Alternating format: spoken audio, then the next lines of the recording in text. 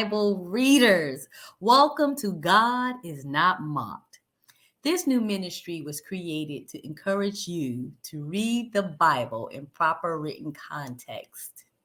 Most Christians have been trained to communicate with God in one of three primary ways. First, they either listen to a pastor and other people talk about him. Number two, they pray over meals, bedtimes, or throughout their day. And number three, perhaps they read the Bible once a year or read random scriptures and quote scriptures or even study. All of that is good, but in this age of technology, you can do a lot more to build a personal relationship with God. I'm going to show you how to strengthen your Bible knowledge on your own and be motivated to do it regularly. My name is Shannon. I'm your facilitator for this 15-minute Bible study segment. Today we're going to focus on this ministry's title is God is Not Mocked. The key word for this week is mocked. Now you may ask yourself, what exactly does that mean? Well, to be mocked is to be humiliated, teased, or dishonored in some way. The scriptures for God is not mocked is located in Galatians chapter 6, verses 7. And it says here in the New King James Version, do not be deceived. God cannot be mocked. A man will reap what he sows.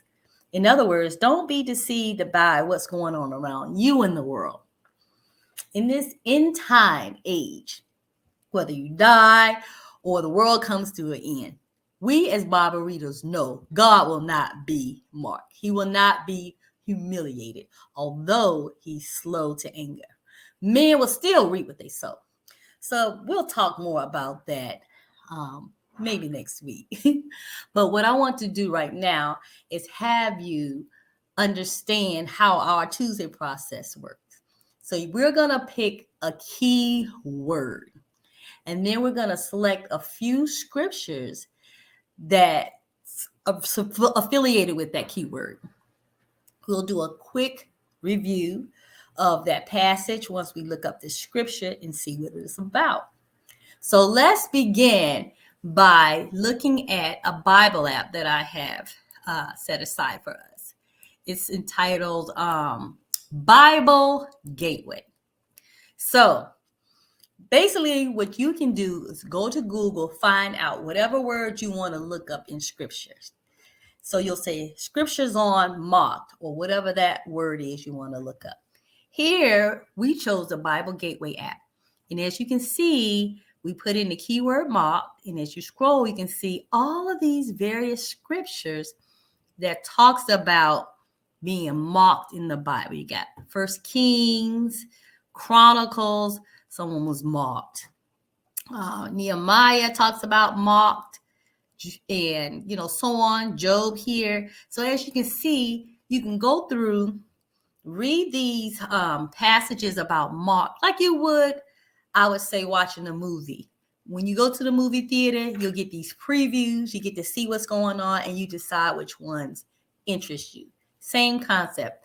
I want you to put in your keyword and go scroll through, read these passages and find out which one you want to learn more about. And as you do that, you will start to familiarize yourself with some of these little scriptures chapters as you go through the content. Next, I want to talk to you about the versions, the translation that you use. Here, we can see that these are written in the King James Version. But you can easily change to whatever version that appeals to you. I personally like the NIV, which is a new international version. If I click on here, search, and it brings it up in a format that I like to read. It's easier for me to read. But what I recommend that you find a version that you like, but please cross-reference with reputable versions that we're familiar with, like the King James Version or the New King James Version, because sometimes you'll find the information shared, the changing of the word will change the meaning of the scripture. I'll give you an example. when we consider Satan, how he told Eve when he deceived her in the garden, you will not surely die. Now, mind you, that little one word nuance surely made all the difference for her. She thought, well, it looks good. The food looks good on the tree. So let me taste. And she did not die right away. But did she die? Yes. My whole point is you have to be mindful how those words translate, and it can change the whole meaning of the scripture. So what we're going to do right now is we're going to look up some scriptures that I've chosen. I went through this list. I found scriptures that I liked, and I want to share them with you. So let's go look up some scriptures. Okay, let's see what I have here.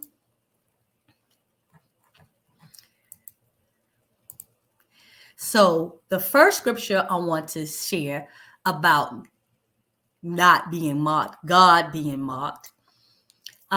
It's Job chapter 21, verses 3. And this is a conversation that Job is having with his friends when he was cursed by Satan.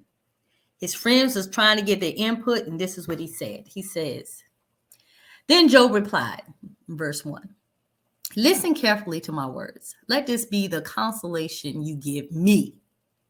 Bear with me while I speak, and after I have spoken, mock on. Here's our key word, mock on. I'm going to say what I have to say. Y'all can mock me all you want. Job says, is my complaint directed to human beings? Why should I not be impatient? Look at me and be appalled. Clap your hands over your mouth, he says. So Job is like really upset. He's like, my gripe is not with human beings. Why? I'm upset, and I want you to know it. So we're going to go on and hear what else he has to say about his emotional state. Job is in pain. He says, when I think about this, I am terrified, trembling, seizes my body. He said, I'm trembling on the inside. Why does the wicked live on, growing old and increasing in power? So he's thinking like, what is going on here? I've been good. I've been a follower of God. It seems like I'm being cursed. But why do the wicked live on, growing old and increasing in power? They see their children established around them, their offsprings before their eyes. Their homes are safe and free from fear. The rod of God is not on them. So he's feeling that pain. Job is saying, I'm suffering. The rod of God is on me. And why? The wicked seem to be getting away with things. So then he goes on to talk a little bit more about his physical state, his emotions. He says, their bulls, talking about the wicked, they bulls never fail to breed. Their calves, they do not miscarry. He says, they send forth their children as a flock. Their little ones dance about. They sing to the music of the timbrels and lyres. They make merry to the sound of the pipes. He says they spend their years in prosperity and go on to the grave in peace. You hear that? He says, I'm suffering. I'm God-fearing. They spend their years in prosperity and go on to the grave in peace. Yet they say to God, leave us alone. We have no desire to know your ways. So even although Job is feeling marked, the scripture talks about being marked, he sees that the wicked mocks God. It says, they go to their graves perfectly fine. So in two instances, we can see where mock is a key factor in Job's emotion. Let's go to a second book of the Bible that talks about being mocked. And this is Ezekiel chapter 22, verses 5. And this is judgment on Jerusalem's sin. So Ezekiel's a prophet, and he's seeing all these terrible things go on. And so he's calling it out. He's calling out judgment on these people. He said, the word of the Lord came to me. Son of man, will you judge her? Will you judge the city of bloodshed? Then confront her with all her detestable practices and say, this is what the sovereign Lord says. This is what God says. He says, your city You city that brings on herself doom by shedding blood in the midst and defile herself by making idols. So he's saying, you're asking me, am I going to judge this? I'm going to judge this, but I'm telling you now, this is how your city is sinning. Let me point out what you're doing, Israelites. Let me point out what you're doing in Jerusalem to disrespect and mock me. He says, you have become guilty because of the blood you have shed, and you have become defiled by the idols you have made. You have brought your days to a close, and the end of your years have come. Therefore, I will make you an object of scorn to the nations and a laughingstock to all the countries. Those who are near and those who are far away will mock you, you infamous city full of turmoil. So we know from the Bible that the Israelites were removed, kicked out of the promised land. And this is the mockery and things that occurred leading up to it.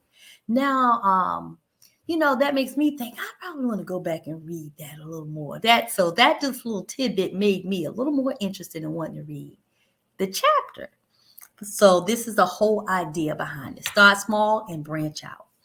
Now let's look at this third scripture, which is the book of Luke.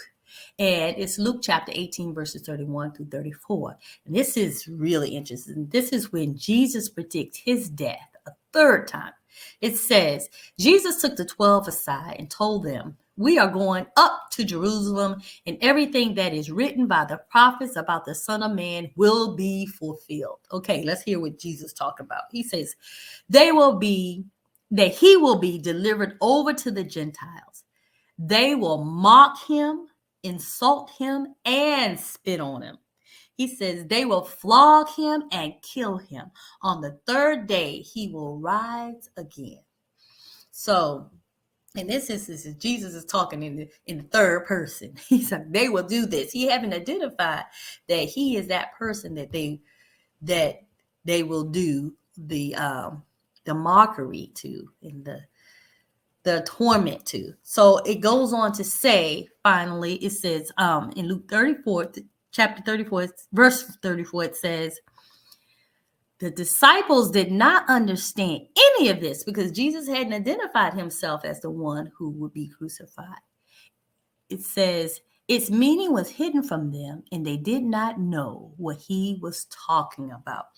But Jesus knew that he would be crucified. He even talks further about how they had braided a crown of thorn for his head. He talked about how they had stripped him of his garments and put these robes on him and tried to just totally made a mockery of him.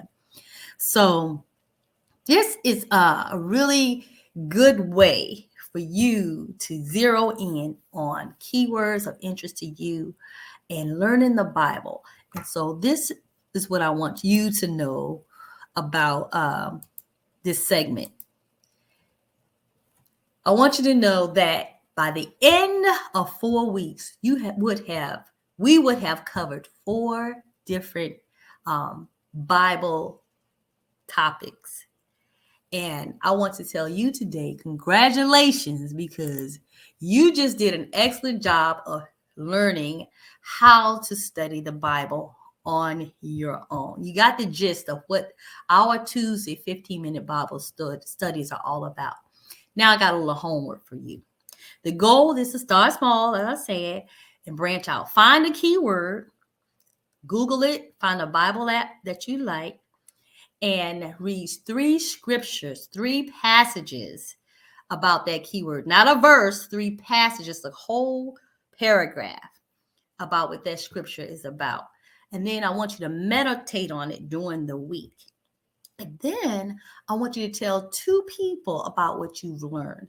The goal is to get you to focus on the Word of God by reading it and retaining it. And feel free to comment with us in the comment section of this Facebook to know what you've learned for the time that you spent sharing.